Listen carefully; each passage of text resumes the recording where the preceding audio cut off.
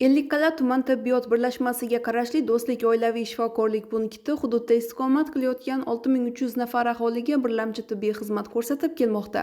Muassasada 1 nafar umumiy amaliyot shifokori, 1 nafar stomatolog, 3 nafar amaliyot hamshirasi va 6 nafar patronaj hamshira aholi salomatligini muhofaza qilish yo'lida xizmat qilmoqda. Bu yerda profilaktik ishlarga alohida e'tibor qaratilgan.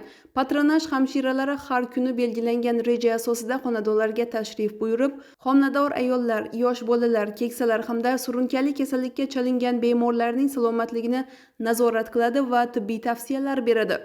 Shuningdek, muassasada bolalarni milliy emlash takvimi asosida emlash ishlari muntazam amalga oshirilib, ularni yuqumli kasalliklardan muhofaza qilishga alohida e'tibor qaratilmoqda.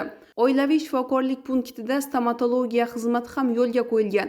Raqamli rentgen apparati bilan jihozlangan stomatologiya xonasi bemorlarga tezkor va aniq tashxis qo'yish imkoniyatini yaratmoqda. Muassasa DMET elektron tibbiy axborot tizimiga to'liq ulangan. Tizim orqali bemorlar elektron ro'yxatga olinib, imtiyozli toifadagi fuqarolarga davlat tomonidan ajratilgan bepul dori vositalari belgilangan tartibda yetkazib berilmoqda. Do'stlik oilaviy shifokorlik punktimiz 6300 aholiga xizmat ko'rsatadi.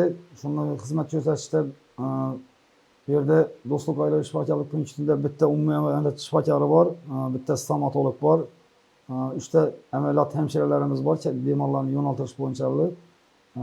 415-qaror bo'yicha DMET tizimiga o'tdik, sug'urta tizimini. Shundan 41-buyruq bo'yicha bepul dori-darmonlar kasalliklar turiga qarab turib dori-darmonlarni o'z vaqtida berib turibmiz bemorlarga. Har oyda 11.900.000 so'm pul ajratilgan. Ta'kidlanganidek, muassasada aholiga sifatli tibbiy xizmat ko'rsatish, kasalliklarning oldini olish va profilaktik tadbirlar samaradorligini oshirish borasida tizimli ishlar izchil davom ettirilmoqda.